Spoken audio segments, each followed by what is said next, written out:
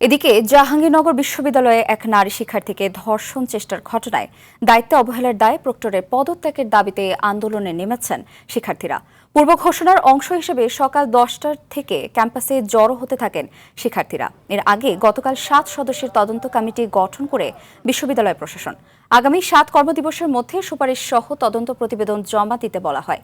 তবে অভিযুক্তকে গ্রেফতার ও প্রক্টরের পদত্যাগ না হওয়া পর্যন্ত আন্দোলন চালিয়ে যাওয়ার ঘোষণা দিয়েছেন শিক্ষার্থীরা।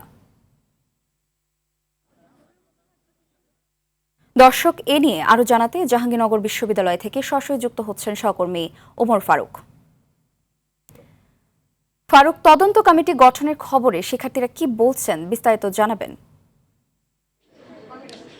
রাকা, আপনাকে ধন্যবাদ। আমি আপনাকে জানিয়ে রাখি, গত 12ই মে জাহাঙ্গীরনগর বিশ্ববিদ্যালয়ের 51তম ব্যাচের এক শিক্ষার্থী বহিরাগত এক জনের কর্তৃক কিন্তু ধর্ষণের চেষ্টার শিকার হয়। আর এরপরে থেকে কিন্তু জাহাঙ্গীরনগর বিশ্ববিদ্যালয় সেই অভিযুক্তকে গ্রেপ্তারের দাবিতে উত্তাল হয়ে উঠেছে জাহাঙ্গীরনগর বিশ্ববিদ্যালয়। আজকে কিন্তু এই আন্দোলনের অংশ হিসেবে জাহাঙ্গীরনগর বিশ্ববিদ্যালয়ের শিক্ষার্থীরা কিন্তু প্রশাসনিক ভবনে তালা ঝুলিয়ে দিয়ে তারা এখানে অবস্থান কর্মসূচি পালন করছে।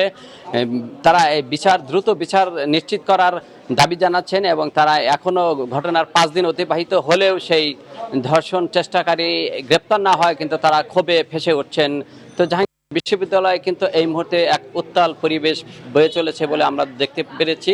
তো জাহাঙ্গীরনগর বিশ্ববিদ্যালয়ের শিক্ষার্থীরা যেমনটা বলছেন, এখানে নিরাপত্তা ব্যবস্থা দুর্বল এবং এই বিচার কার্য বিলম্বিত হওয়ার কারণে কিন্তু তারা প্রক্টরের পদত্যাগের দাবি করছেন এবং তারা এই প্রক্টরের পদত্যাগের দাবিতেই কিন্তু প্রশাসনিক ভবনে তারা তালা লাগিয়ে দিয়ে তারা এখানে অবস্থান কর্মসূচি পালন করছেন এবং দ্রুত সময়ের মধ্যে যদি এই বিচার কার্য সম্পন্ন না হয় এবং অপরাধী গ্রেপ্তার না হয় তারা আরও কঠোর আন্দোলন কর্মসূচি গ্রহণ করবেন বলে আমাদেরকে এমনটাই জানিয়েছেন। তো জাহাঙ্গীরনগর বিশ্ববিদ্যালয় থেকে আমার কাছে আন্দোলনে এই ছিল সর্বশেষ। রাকা, ধন্যবাদ।